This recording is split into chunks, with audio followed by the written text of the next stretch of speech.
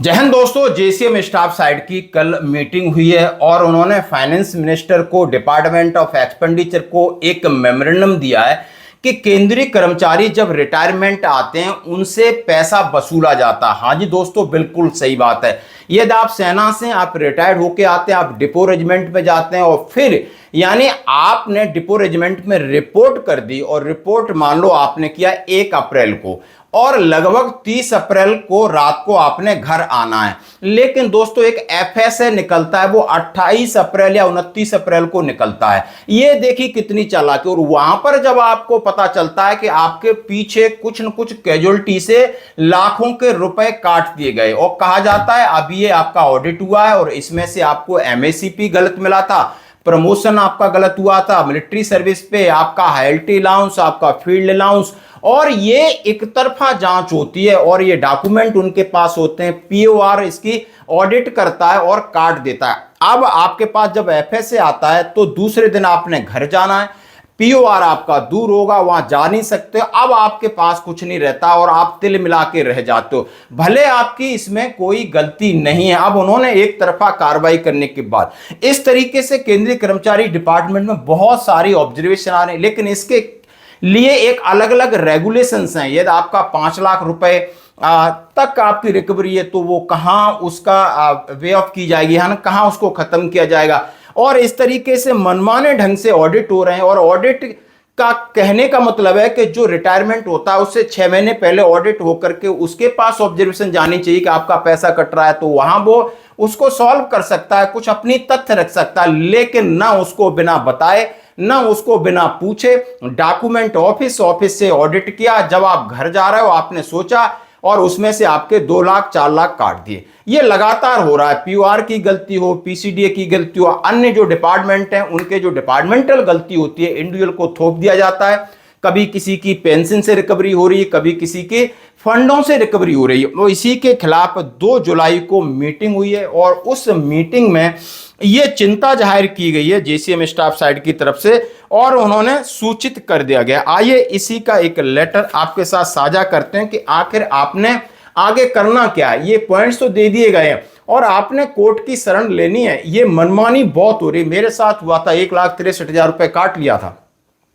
कितने भी लेटर लिखे, कोई सुनने मानने को तैयार नहीं, क्योंकि ऑडिटों की कलम और चल गई। आप समझ सकते हो, क्वार्टरली ऑडिट हो जाता, उसके बाद रिटायरमेंट समय एक पूरा ऑडिट करते हो, जिसकी जैसी कलम चल गई और जैसे मुर्गे फंस गए उन्होंने फंसा लिए, नहीं तो आप समझ सकते हो हमें इसका भुगतान करना पड़ता है। यानी दोस्तों अब ये लेटर आपके सामने मैं रख रहा हूं, लिखा है Shivgopal Mishra ji, joint consulting machinery for the central government employees, 3 जुलाई 2026 को।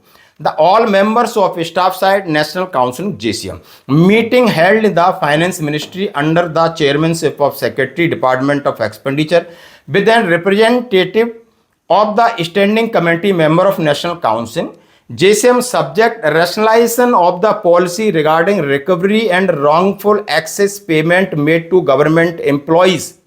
अब इन्होंने कहा मैंने 49th नेशनल काउंसिल मीटिंग में रखा है और 63 standing committee meeting national council, इनमें सबके साथ ये चीज मैंने शेयर की है और ये बड़े चिंता की बात है। उन्होंने कहा है इसके नियम क्या है, कानून क्या है, गाइडलाइन क्या है, लेटर क्या है, इसके विपरीत जाकर के आप केंद्रीय कर्मचारियों को परेशान किया जा रहा है, रिकवरी की जा रही है, जबकि वहां उनकी कोई गलती नहीं है।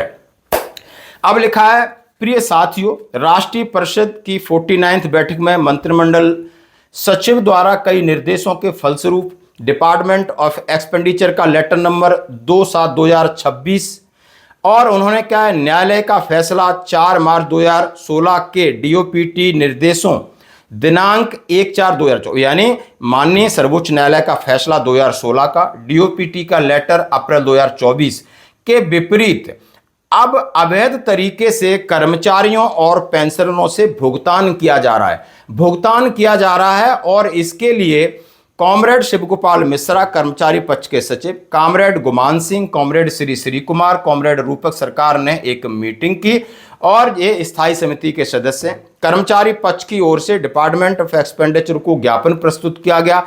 हमने कर्मचारियों के पक्ष को न्यायालय की कॉपियों के सहित कुछ तथ्य सामने रखे हैं। ये लिखा है द डिपार्टमेंट ऑफिस मेमोरेंडम 16 का स्ट्रिक्टली, उन्होंने कहा ये हवाला जो दिए गए हैं नियम, उसमें कहा गया है कि विभाग के अंदर आप 5 लाख रुपए, उन्होंने 5 कंडीशन रखी हैं, यानी कौन कौन सी श्रेणी में कौन छूट दे सकता है। सबसे पहले कहा है waiver of recovery over department which falls under the category situation given in department of pension and training office memorandum so and so, recovery ₹5 lakh and up to 10 lakh may be delegated to respective ministry और department.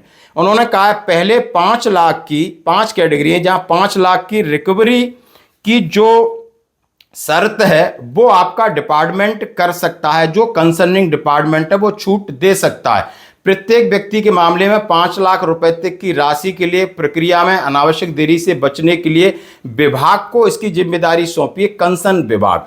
5 lakh रुपए से 10 लाख रुपए की वसूली है तो उसके मंत्रालय को भेजा जाएगा, वहां से अप्रूवल लिया जाएगा। 10 लाख रुपए से अतिरिक्त भुगतान की वसूली माफ करने का है तो डिपार्टमेंट ऑफ एक्सपेंडिचर इसको माफ करेगा।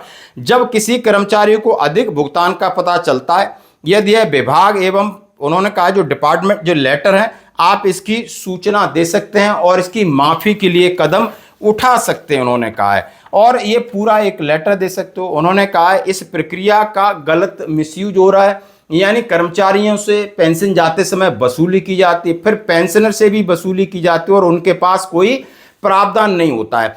अब इस बात पर वसूली की जाती है कि आपका ऑडिट में ही ऑब्जर्वेशन आई है, लेकिन इसके लिए भी लिखा है कि service record of the employees are periodically audit and approved by the audit authority. The next audit team, instead of audit the service record from the date of last audit, goes back to period which was already audited. मतलब कहना है कि आपका quarterly audit हो रहा है, उसके बाद जब आप पेंशन जाते तो पिछला पूरा ऑडिट करने के लिए ऑडिट टीम को अधिकार नहीं होना चाहिए। जितना हमारा ऑडिट हो गया है और उसके आगे का ऑडिट करें, आप पिछले का जा करके ये बाल की खाल निकाल के कहीं न कहीं ऑब्जर्वेशन रख देते हैं और वो कहीं कनेक्शन होता नहीं, न किसी के सामने रखते हैं, न कोई तथ्य होता है। तो ये भी कहा है कि ऑडिटर अपनी मनमानी कर रहे हैं, जहां पर एक प्रक्रिया है वो ऑडिट हो रहा है उसके आगे की ऑडिट करें। और जो रिटायरमेंट जा रहा है उससे 6 महीने पहले ऑडिट करके उसके पास एफएसए जाना चाहिए। ये तो कोई तरीका नहीं कि हमने पकड़नी है ट्रेन और आपने लगा दिया एफएसए कि भाई आपकी 1.5 लाख की कटौती। अब हम कहां जाएं, कौन सुनता है, यहां तक फोन नहीं को उठाता है। ये इन्होंने आपत्ति जाहिर की है। तथाकथित अतिरिक्त भुगतान कर्मचारी की गलती के कारण नहीं है बल्कि पूरी तरीके से प्रशासनिक चूक गलतियों के कारण है। उन्होंने कहा अब कोई भी गलती होती तो उसमें इंडिविजुअल की कोई गलती नहीं है। आप सेना के अंदर आप अपनी नौकरी कर रहे हो, आपका जितना आपका फील्ड सर्विस डॉक्यूमेंट है आपके ऑफिस में, आपका जितने कैजुअलिटी पब्लिश ऑफिस से हो रही है, आपके साइन भी नहीं हो रहे उसमें, इंडिविजुअल को नोटिस में भी नहीं आता है, वो तो लास्ट समय जाता ही थोड़ा बहुत कुछ ऑब्जर्वेशन है तब उसके संज्ञान में आता है। तो उन्होंने कहा ये डॉक्यूमेंट की जो गलती है ऑफिस की है और इसके लिए ऑडिट के लिए कम से कम इंडिविजुअल के साइन लेना चाहिए और उसको समय मिलना चाहिए। चर्चा के बाद व्यय सचिव ने आश्वासन दिया है कि कर्मचारी पक्ष द्वारा दिए गए प्रस्तावों पर विभाग और सेवा विभाग के परामर्श पर विचार किया जाएगा और इसके लिए भी जल्दी दिशा निर्देश जारी करेंगे ताकि आपकी जो गलत रिकवरी हो रही है उससे बचा जा सके, जहां पर इंडिविजुअल का कोई दोष नहीं है दोस्तों। और ये मुद्दा छोटा मोटा नहीं, ये मुद्दा बहुत बड़ा है और सेना के अंदर आपने काफी देखा होगा। जहां तक मैं कम्यूटेशन रिकवरी को लेकर के इतना परेशान है, हजारों केस लटके पड़े और उसका इंटरेस्ट भी नहीं देते, मेहरबानी करते हैं, आपको परेशान करते हैं। तो ये सब चीजें ट्रांसपेरेंट होनी चाहिए, पारदर्शी होनी चाहिए ताकि कर्मचारी पेंशन को परेशानी न हो। धन्यवाद दोस्तों।